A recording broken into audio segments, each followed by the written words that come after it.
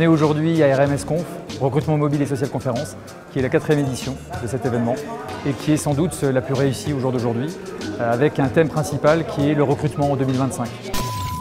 Le recrutement en 2025, ce sera pour moi l'humain qui restera au cœur, avec, oui certainement je pense, une importance prépondérante de la vidéo pour permettre ces connexions et pour permettre aux candidats de défendre la qualité de leur candidature. Pourquoi 2025? Parce que c'est dans 11 ans seulement. Il y a 11 ans, ni le smartphone, ni Facebook, ni Twitter, ni Viadeo n'existaient et LinkedIn naissait à peine. Que va-t-il se passer dans les 11 prochaines années? En quoi la robotique, en quoi l'intelligence artificielle, en quoi les MOOC, en quoi le big data vont révolutionner potentiellement le recrutement, le marketing employeur, la relation recruteur-candidat? Le recrutement en 2025, ce sera évidemment un recrutement connecté.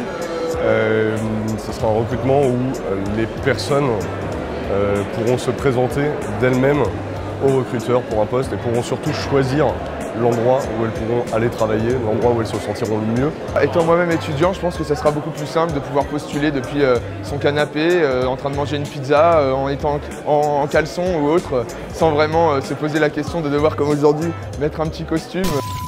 J'ai eu la chance d'intervenir parmi le jury du Challenge Startup. Il y a eu une première sélection online sur la plateforme RMS Conf dédiée au Challenge. Et il y a eu un pitch des finalistes ce matin qui nous a permis d'apprendre un peu plus sur la personnalité des porteurs de projets, sur les équipes qui sont derrière ces initiatives et pouvoir leur poser des questions sur le développement en termes de business et en termes d'innovation. Ce que je peux retirer en expérience, c'est déjà qu'il y a vraiment beaucoup d'entreprises qui sont intéressantes. Que quand on réunit un panel de jurés qui viennent d'univers différents, du monde des startups, je dirais plus technique, du monde plus humain, de réseau ou alors de médias, ça permet d'aboutir en fait à une sélection qui est peut-être plus riche que si on abordait le sujet par un seul angle. Ce qui était vraiment très intéressant, c'est qu'on a pu découvrir des outils qui, j'en suis persuadée, seront utiles aux recruteurs de demain. C'est une vraie volonté d'innover. Une vraie volonté d'aider les recruteurs à aller sur 2025, sur l'innovation de demain et sur comment améliorer le process. Alors pour moi, le recrutement en 2025, c'est encore plus de technique, c'est encore plus de réseau et c'est le retour de BlackBerry en force. Et je pense que c'est vraiment mettre les gens qui sont déjà dans une entreprise en contact avec les gens qui veulent rentrer potentiellement dans une entreprise. Vraiment de plus en plus humain, tout simplement. J'imagine qu'il sera plus transparent parce que le recrutement actuellement, même si on parle beaucoup de partage, de réseau, il est encore très fermé, très anonyme. Le Challenge Sourcing vient de se terminer à l'instant. On a un vainqueur, Sylvain Larère de la société SII.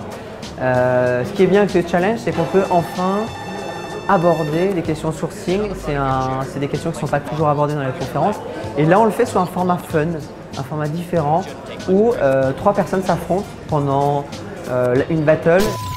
Alors pour moi, le recrutement en 2025 sera innovant et complètement décalé. Je pense qu'on aura plein de surprises sur le marché du recrutement.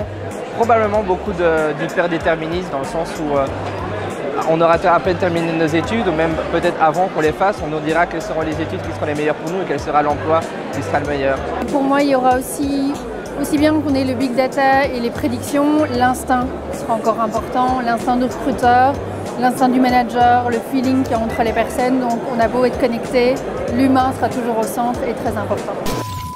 Ce qui est intéressant dans la journée aussi, c'est qu'on va changer de rythme entre ce matin où on avait des case studies, des échanges, des débats, et cet après-midi où ce sera uniquement en mode barcamp. Les personnes qui débattront cet après-midi seront en cercle, assises, à échanger, à discuter, à bâton rompu. C'est un espèce de grand brainstorming géant sur un certain nombre de thématiques relatives au recrutement innovant. Embaucher des robots, ça me paraît pas mal.